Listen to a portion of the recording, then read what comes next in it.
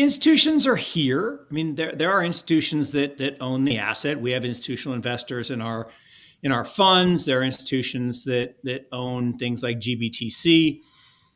But the big adoption wave is still coming. I mean, we are just at the knee of the curve if you think about an S curve. So the way an S curve works, it's a 30-year cycle for any new technology. The first decade, you get the first 10%. Think about that. 10 years to get 10%. In that next decade, you get 80%.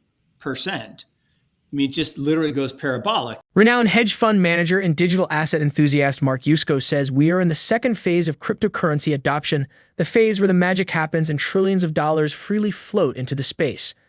According to Yusko, the founder and managing director of Morgan Creek Capital Investments, the first decade of cryptocurrency adoption was spearheaded by retail investors, especially people who joined the space during the very early years of adoption. Yusko adds that though their influence in really pushing Bitcoin and other cryptocurrencies to the mainstream cannot be underestimated, their resources are limited and they cannot get the industry through the next phase of adoption.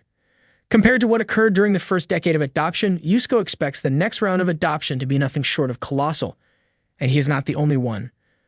Former Goldman Sachs executive Raoul Pal recently appeared for an interview with Binance during which he predicted that the total market capitalization for cryptocurrencies will gradually soar until it hits at least $10 trillion as more and more institutional investors come aboard.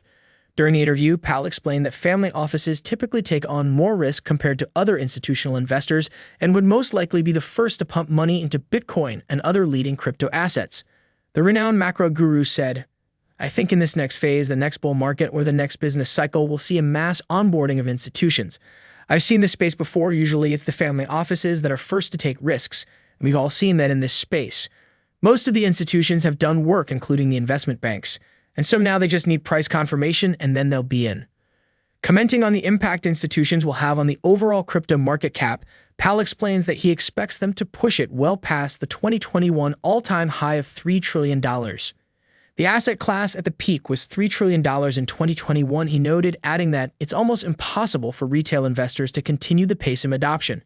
It needs institutional capital as well, which drags out the ongoing adoption curve.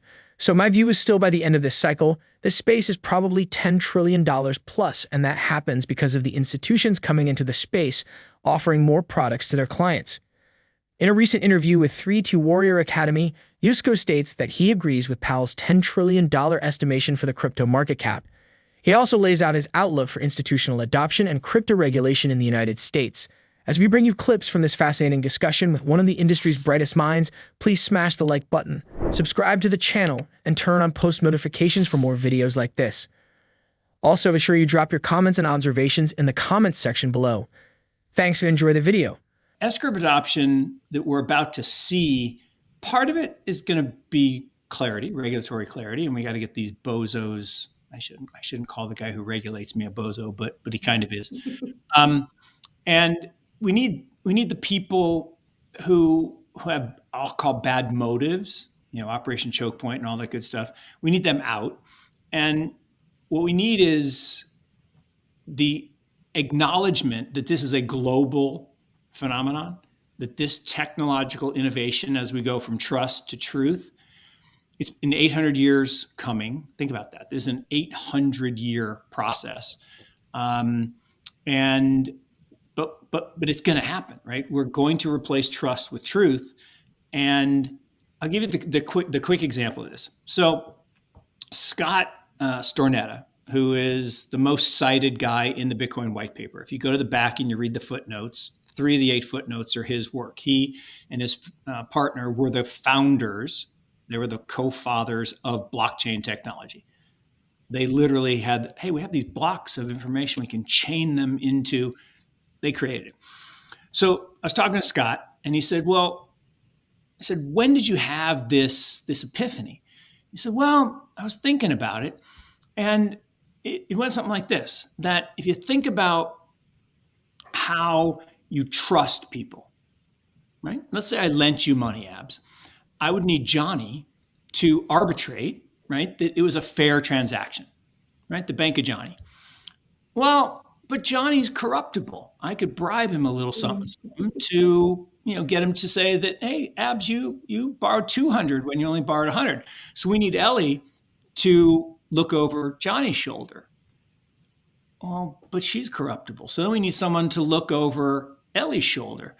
He said, it turns out you need the whole world to look over the shoulder. Well, wait a second. I can do that with blockchain.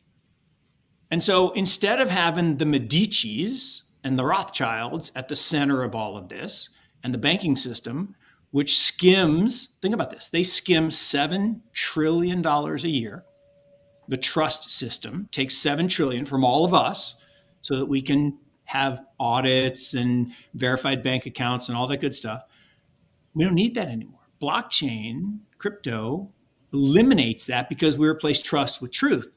So we don't need Johnny to look over our shoulder and Ellie to look over Johnny's shoulder and everyone else on this call to look over each other's shoulder.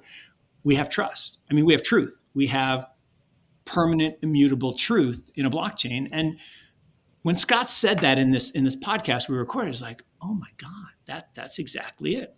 And so this isn't going away. And the regulators can bitch and moan all they want, but this technology is here to stay. And it changes the way we all interact and exchange value for the rest of our days. Let's think about what regulation is. It's rules created by who? Powerful, who are installed by whom? The incumbents. So let's think about how regulation happens.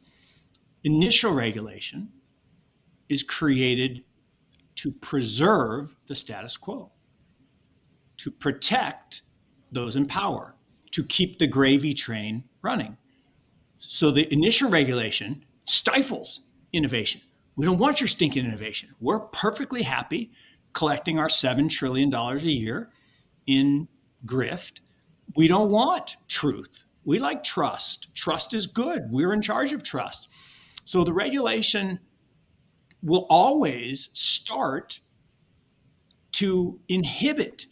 On Tuesday, the United States Court of Appeals for the District of Columbia Circuit ruled in favor of Grayscale Investments in its case against the U.S. Securities of Exchange Commission.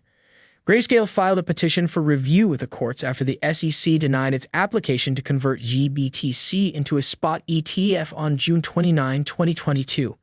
After about 14 months and several court appearances, Grayscale now has its victory.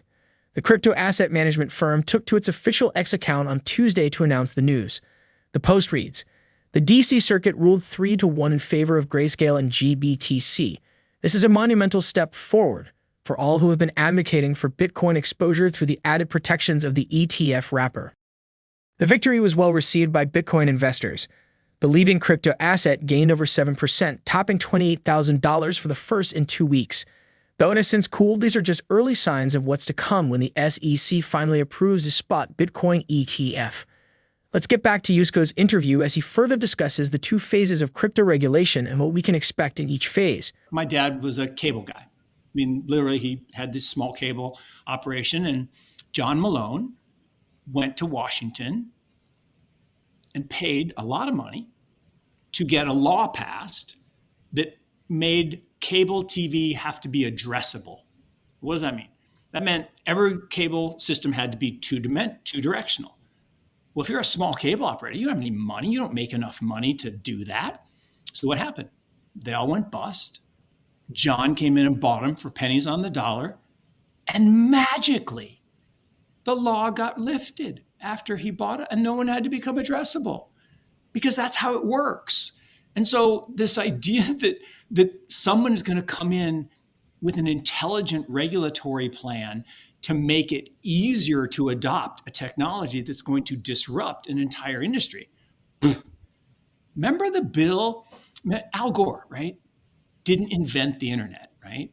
But he did save the internet. Believe it or not, he's actually really important. Why?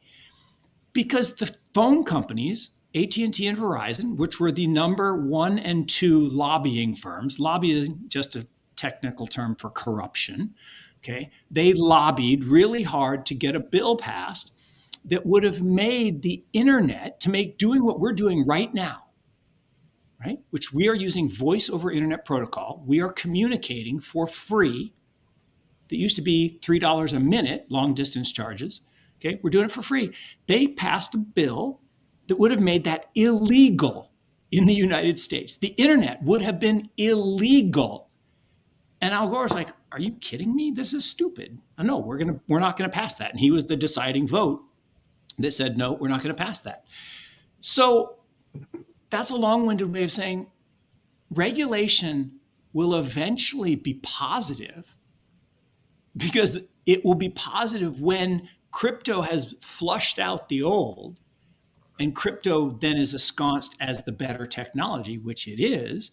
Then the regulation will be the incumbent, and the thing that comes 30, 40, 50, whatever years from now in the next cycle, then we'll fight it. So we've talked about this before. First, they ignore you, 2009 to 15, bunch of nerds and geeks playing with their magic internet money. We don't care. Then they laugh at you, 15 to 21. Nerds and geeks, magic internet money, stupid. Then they fight you, 22 to 27. They're going to fight, and they're going to fight hard. But 27, you win. And I will argue the fact that we're all here today, we've already won. And that's cool. According to Mark Yusko, the growth-stifling environment, piling lawsuits, and heated debates regarding crypto regulation in the United States is only the first phase of regulation. It's a sign that the traditional banking industry, the custodians of the trust system, is still putting up a fight against the cryptocurrency industry. While they continue to struggle against the inevitable, Yusko predicts that there will be even more stifling regulations. But all that ends in 2027, the year the renowned hedge fund manager has earmarked as the end of the then they fight you phase. By that time, instead of regulations that discourage and kill growth, we will have those that encourage and nourish it. What are your thoughts on Mark Yusko's interview and his predictions for the cryptocurrency industry? Please drop your comments and observations in the comments section below. Also, ensure you like this video, subscribe to the channel, and turn on post notifications for more videos like this. Thanks for watching.